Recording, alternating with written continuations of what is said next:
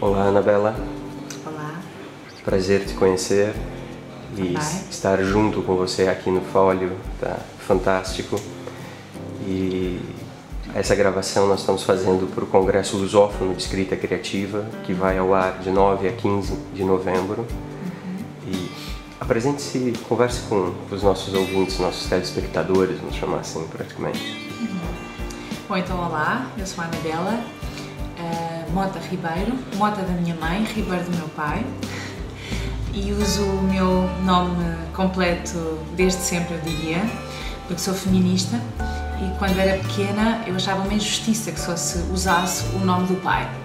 Então eu dizia que sou também filha da mãe, mas num bom sentido, e por isso o meu nome Anabela Mota Ribeiro. Tenho 44 anos, nasci no norte de Portugal, mas vivo faz muitos anos em Lisboa. Eu tenho um percurso algo irregular e diversificado. Fiz rádio, fiz televisão, escrevo para jornais e revistas, faço moderação de debates, sou curadora de eventos. Isso é profissionalmente, mas eu acho que sou mais do que tudo uma curiosa. Curiosamente, há uns anos, em 2013, eu lancei um livro de entrevistas, porque eu mais do que tudo faço entrevistas, e o título era O Sonho de um Curioso, que é um verso de Baudelaire, e que eu achei que era uma maneira misteriosa, sonhadora, poética, claro, e não taxativa de lançar um livro de entrevistas. Eu acho que a entrevista vive da curiosidade, do perguntar, e eu gosto de pensar que essa é também a minha atitude dominante em relação ao outro e em relação à vida. Bom, então já fui dizendo que aquilo que eu mais faço como jornalista é entrevistas, e já fiz entrevistas nestes vários suportes em que fui trabalhando. Claro que é muito difícil fazer uma entrevista para televisão, ou para rádio, ou na escrita. Há um tempo de respiração na escrita, de que gosto especialmente, e que me permite poder ouvir as pessoas no seu ritmo, no seu vagar, e com uma focagem, como se fosse uma lente muito mais apertada, que eu acho que é qualquer coisa que engrandece a conversa e que nos faz sentir o outro, escutar o outro no seu íntimo, em quem ele é mais autenticamente. E essa é uma das coisas que eu procuro nas entrevistas, perceber realmente quem é que eu tenho à minha frente, quem é essa pessoa que eu estou a entrevistar, que é um modo de dizer que me tem como veículo para transportar uma matéria, um assunto, um percurso de vida até aos leitores. Como se eu fosse um papel revelador numa fotografia, onde se imprime uma imagem que é aquela que chega depois aos leitores. Do ponto de vista académico, a minha formação é muito errática e tardia. Eu comecei por me matricular em Direito na Universidade de Coimbra e não fiz nenhuma cadeira, não fiz absolutamente nada, e fui estudar Filosofia com uns 28 anos, creio, já um pouco tarde. Fiz a minha licenciatura na Universidade Nova de Lisboa e depois fiz o meu mestrado em Filosofia também, mas escolhi como objeto do meu estudo Machado de Assis, nomeadamente as Memórias Póstumas de Brás Cubas. Portanto, aquilo que eu fiz foi ler, de um ponto de vista filosófico, o Brás Cubas. A minha tese tem um título interminável, mas eu não resisto a partilhá-lo convosco, porque já diz qualquer coisa do que me interessou no Brás Cubas, e é A Flor da Melancolia e o Ímpeto Cesariano, ou A Negação e a Afirmação da Vida nas Memórias Póstumas de Brás Cubas, de Machado de Assis. Este A Negação e a Afirmação da Vida é o Schopenhauer a entrar aqui na tese, e sendo ela uma tese em filosofia, fez-me todo sentido que isso fosse explícito no título da tese para começar. E pronto, acho que já disse quase tudo aquilo que importa. Posso dizer mais o quê? Bom, aquelas coisas evidentes, que leio muito, vou muito ao cinema, ouço muita música, gosto muito de artes plásticas, mas eu acho que isso é mais ou menos natural à condição humana, ou pelo menos gosto de pensar que sim. E o que tu procuraste fazer para fazer a tua escrita nessa parte? Trata como jornalista, mas tu és uma filósofa. Ai, não sou nada filósofa, sou uma estudante de filosofia, mas não uma filósofa. Graduada. Não. com uma graduação e foi para Machado, nosso grande autor brasileiro também. E na escrita, como é que tu chegou a pesquisar coisas, tu foi ver técnicas, foi criar, a gente brinca, é na realidade um autor que nos comenta que nós temos na mão direita uma caixa de ferramentas e na mão esquerda uma caixa de brinquedos. E que o escritor tem que estar com as duas abertas para fazer isso daí, né? Normalmente está as artes, esses outros olhares, e aqui tem um pouco de técnica, ou totalmente a técnica dos estilos de texto. Sim. Bom, as Memórias Póstumas de Brás Cubas, como diz o Machado, foram escritas com a pena da galhofa e a tinta da melancolia. E é neste registro híbrido, desconcertante, escangalhado, de suspensórios baixos, que são as expressões que ele usa, é assim que o livro é escrito. E para a minha tese eu fiz uma coisa que foi acontecendo e que foi audaciosa e arriscada, sobretudo no meio académico, mas que acho que acabou por resultar, e sobretudo foi aquilo que eu tive vontade de fazer.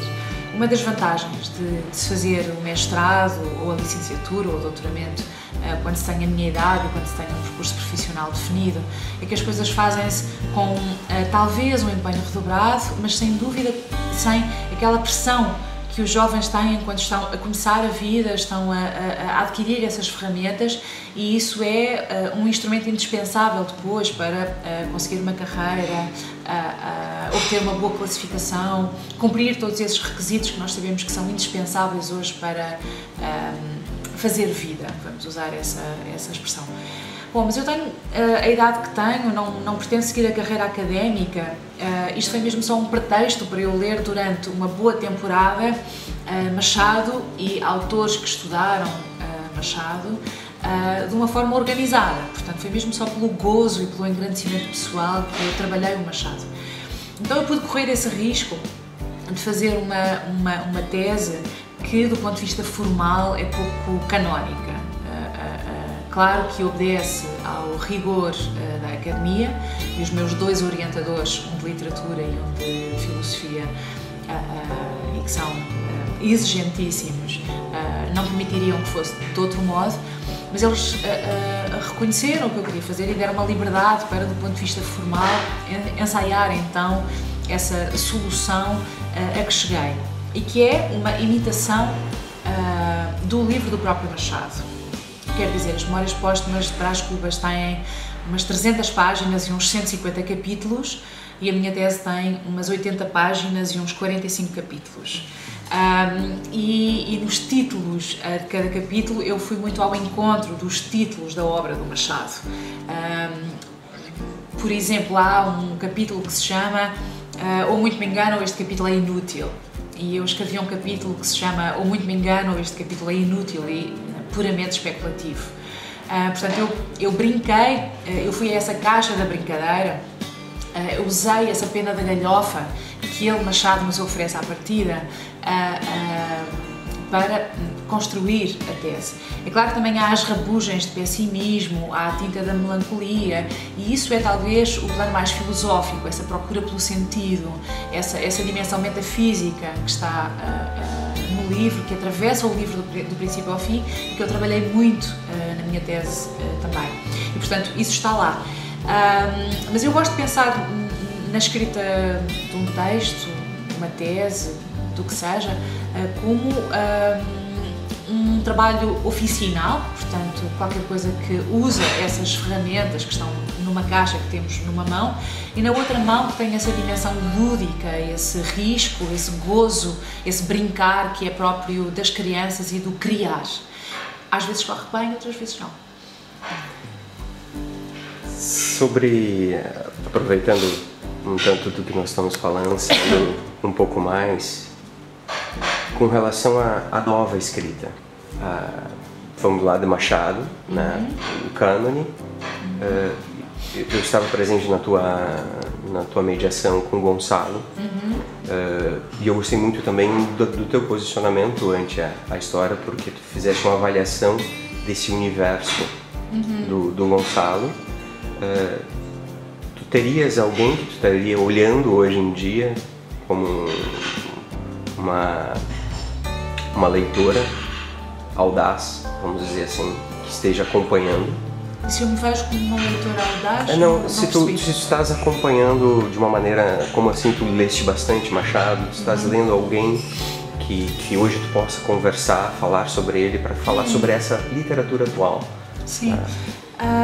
Eu penso que o Gonçalo M. Tavares é uma boa maneira de falar da literatura que neste momento se faz. É um autor nascido em 1970, prolixo, tem dezenas de livros, tem uma história toda ela muito misteriosa, porque começou a publicar apenas aos 31 anos e entretanto tinha escrito dezenas, centenas, não sei se milhares de folhas, de páginas, e muitas das coisas que foram saindo, sobretudo nos primeiros anos, eram coisas escritas fazia tempo e que estavam num baú. E, portanto, o Gonçalo sublinha muito esta coisa constante na obra dele, que é uma distância no tempo entre o ato da escrita e o ato da publicação. E um processo de maturação que vai sendo feito, porque ele volta ao texto, edita, reescreve, deita fora. E então há esse lado oficinal que é muito, muito apurado no Gonçalo. O Gonçalo é um autor que gosto especialmente, é muito filosófico, escreve com palavras simples e frequentemente deixa-nos na incompreensão, mas sobretudo na perplexidade. Estão a acontecer coisas extraordinárias, e é mesmo isso, extraordinárias, outras vezes coisas ordinárias, mas a maneira como nós somos postos perante elas deixa-nos numa espécie de incompreensão e de procura, que é qualquer coisa que eu valorizo muito. O Gonçalo tem diferentes séries, diferentes livros que, se nós os virmos como um mapa de uma cidade, são diferentes quarteirões, são diferentes bairros, e depois são diferentes edifícios, e são diferentes casas, e são diferentes compartimentos. E tem esta arrumação que é um aspecto interessante da escrita dele, mas eu diria que o lado que mais me comove e interessa na escrita dele tem que ver com uma fuga e uma procura. Não é? Frequentemente os personagens do Gonçalo são pessoas à procura, pode ser à procura de si mesmas, à procura de uma figura parental, à procura do sentido, mas isto é a demanda da condição humana, isto é qualquer coisa que é profundamente humana e que está ali na obra dele. Então eu acho que o Gonçalo é uma boa maneira de olhar para aquilo que nós hoje estamos a fazer. Eu gosto de pensar, já o disse várias vezes, que o Gonçalo vai ser provavelmente o próximo Prémio Nobel português. Os franceses chamam-lhe o Kafka português, etc, etc.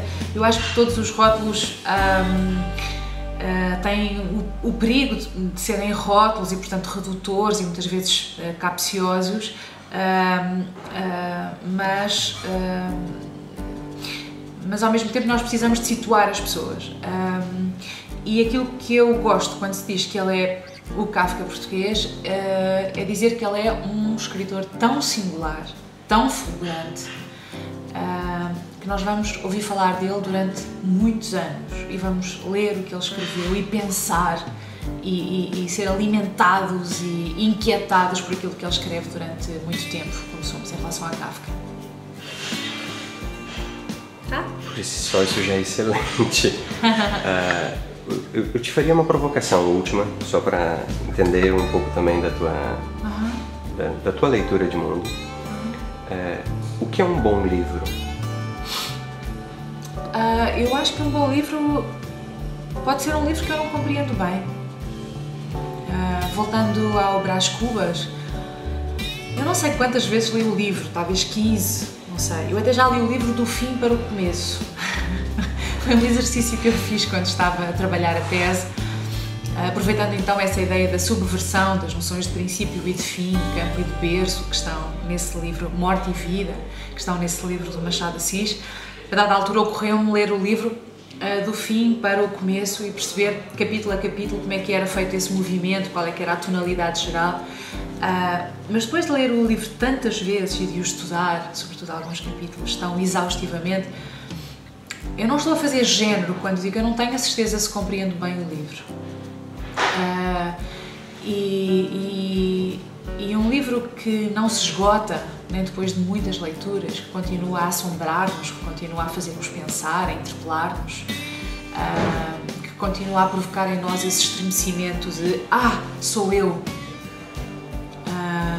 Isso é um bom livro. Obrigado, Anabela. Obrigada. Agradeço. Olá, viva! Eu sou a Anabela Mota Ribeiro e convido-os para o CLEC.